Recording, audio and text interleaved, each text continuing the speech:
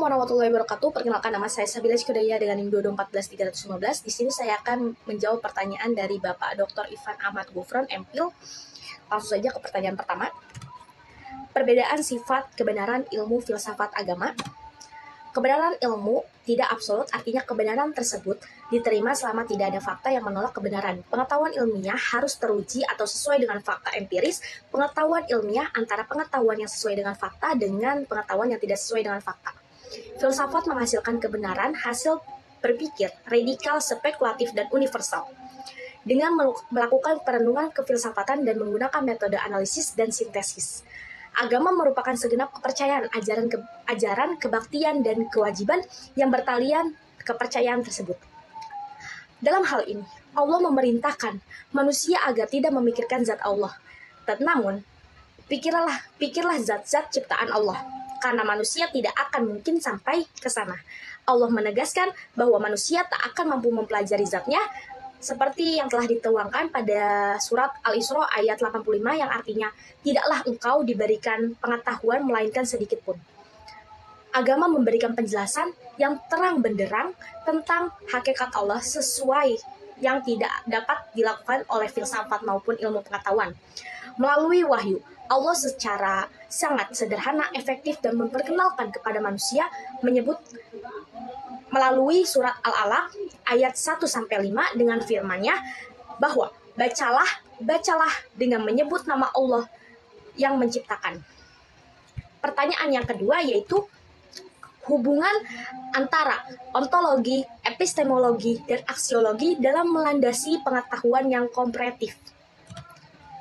Ontologi, epistemologi, dan aksiologi. Ontologi berarti ilmu yang membahas tentang hakikat sesuai yang ada, berada, atau dengan kata lain artinya ilmu yang mempelajari tentang yang ada. Sedangkan menurut istilah adalah ilmu yang membahas sesuatu yang telah ada baik secara jasmani maupun secara rohani.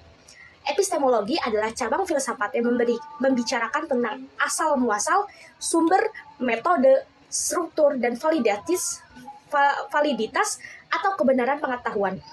Aspek epistemologi merupakan aspek yang membahas tentang pengetahuan filsafat.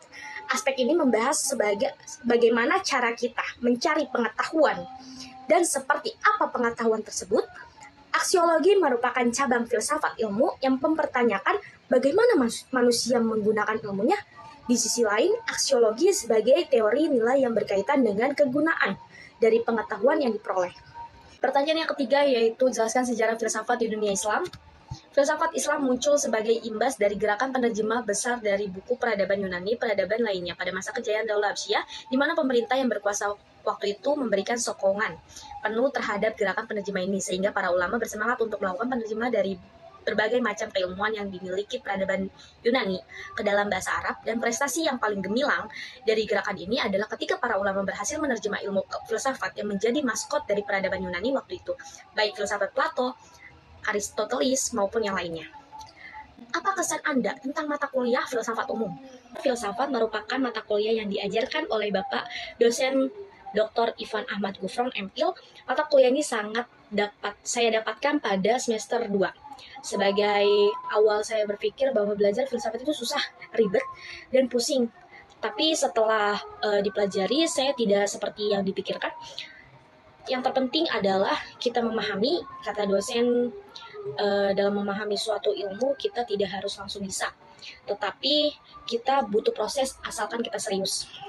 Tujuan diadakannya mata kuliah ini supaya mahasiswa dapat terbiasa dengan cara berpikir, mampu berpikir kritis dalam menghadapi kehidupan.